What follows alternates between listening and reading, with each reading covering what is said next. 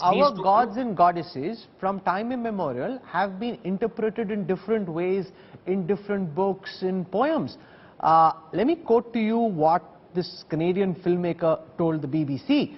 She says in her film she champions humanity, embraces diversity. She's talking about Ma Kaali. As a poet and filmmaker, I embody Kaali in my own independent vision. What is wrong with that?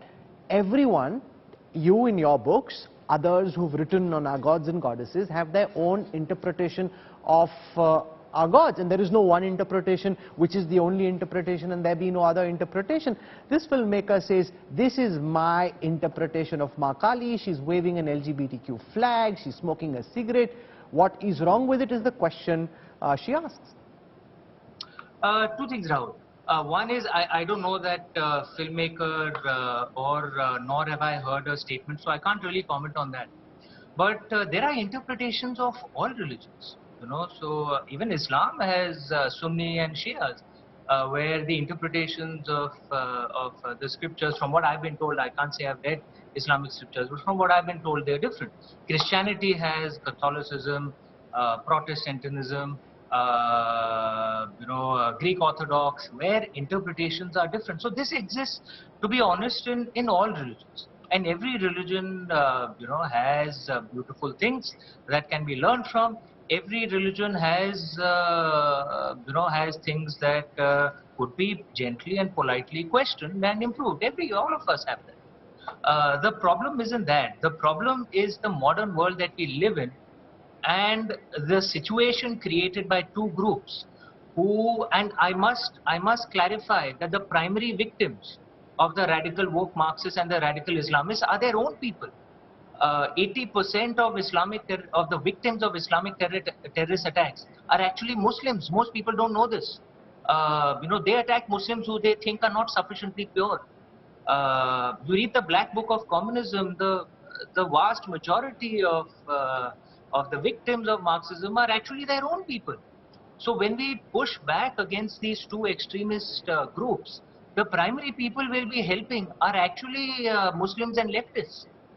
They are the ones who are creating much of this unsustainable one-way equilibrium. I'll repeat once again, Ganga Jamuna Tehzeeb can only be two-way. It cannot be one-way.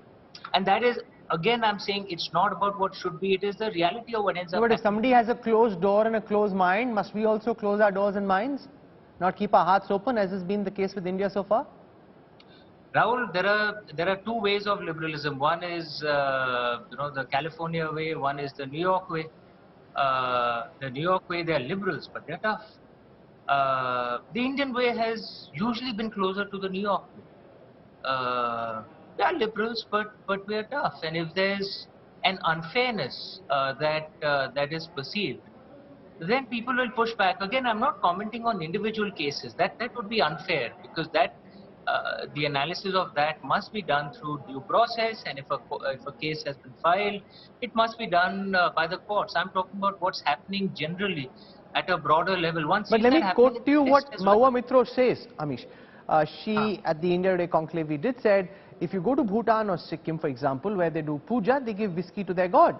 If you go to Uttar Pradesh and say you'll give whiskey to your god as prasad, it will be seen as blasphemous. And I have here with me a full range of temples from Delhi to Madhya Pradesh to Gujarat to Odisha, in different parts of the country, where meat, for example, is given as a prasad to our gods, and in several places alcohol is given as prasada as well. That is a reality, but somehow when you say that as a reality, it's almost seen as being offensive. But it's not like a hidden reality, it's the prasad that's given in full public view. Rahul, one is of course quotation, the second is one of the legal things, the mens rea, the intention with which it was said. There's a Muslim friend of mine in London who showed me a video of Islamic preacher Zakir Naik saying almost exactly the same thing that Ms. Sharma said. And I was confused. So then I asked that, then why are you offended? He said that no, actually it wasn't what was said, it was the way it was said, the intention with which it was said.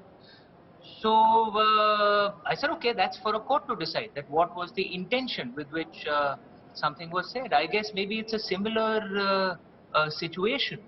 And this, Rahul, this tends to arise in an atmosphere where there is a feeling of unfairness. I'm saying once again, uh, this is the way human beings will end up behaving if they feel that they are being subjected to unfairness. This is what John Nash's theory clearly predicts, and you can see it in action.